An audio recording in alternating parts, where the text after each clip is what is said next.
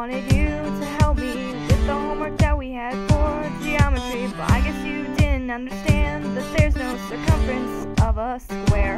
What? Then I come around and get to say, dude, you don't understand the assignment at all, do you? I'm practically teaching myself about problems and volume and area. It's awful. Ooh, circumference equals 2 pi r, so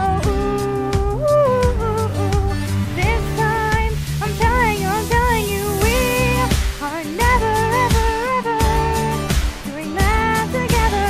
We are never ever doing math together. You go talk to your friend and copy his geometry, but we are never ever doing math together. Used to think that we could have done better, and I used to say never. Oh, so he calls me up and he's like, I need your help, and I'm like, I mean, this is exhausting, you know, like, we are never doing math together, like, ever.